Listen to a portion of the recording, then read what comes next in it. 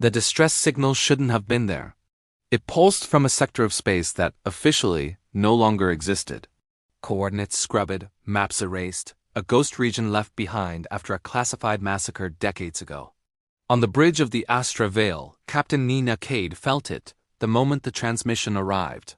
It wasn't a sound she heard with her ears. It was a low-frequency vibration that resonated deep in her bones. A silent scream that chilled her to the core. Her first officer, Elias, was adamant. "Shut it down, Captain. Whatever's out there, we're not equipped to handle it." But Nina couldn't. She had a personal rule, one that had guided her through countless perilous journeys. You never, ever ignore a scream for help. As the Astra Vale crossed the phantom boundary into the forbidden sector, the universe outside the viewport seemed to hold its breath.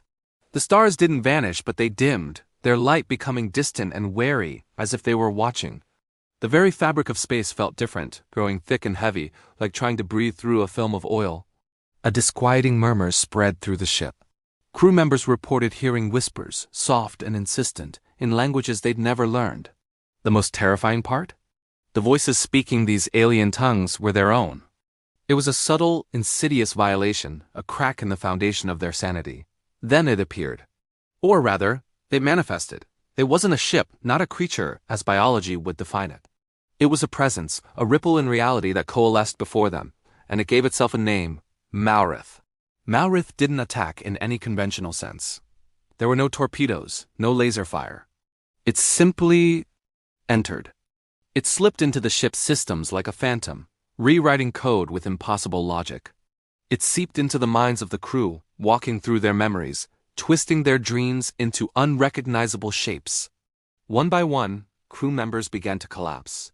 They didn't die, they just stopped. Their eyes would stare, wide and unfocused, their mouths moving silently, lips forming prayers to something that had never been a god and never would be.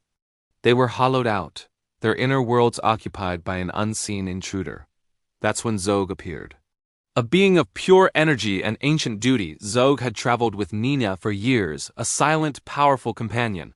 He emerged from the shadows of the bridge, his form shimmering, not with power, but with a raw, primal fear Nina had never seen from him before.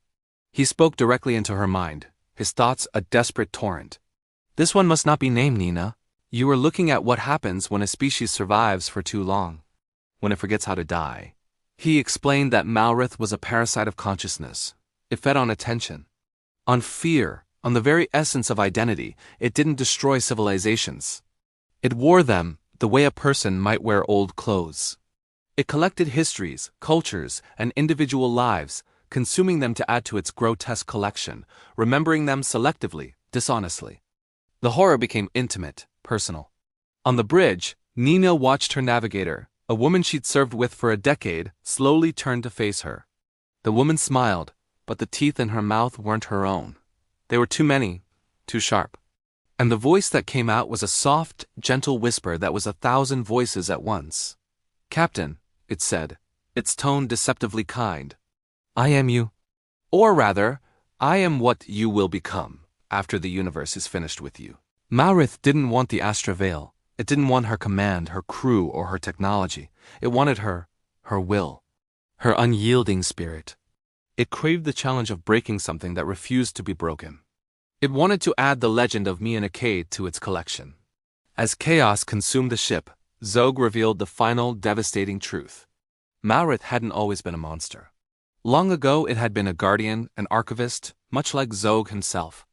Its purpose was to preserve the memory of the cosmos. But its methods became corrupted.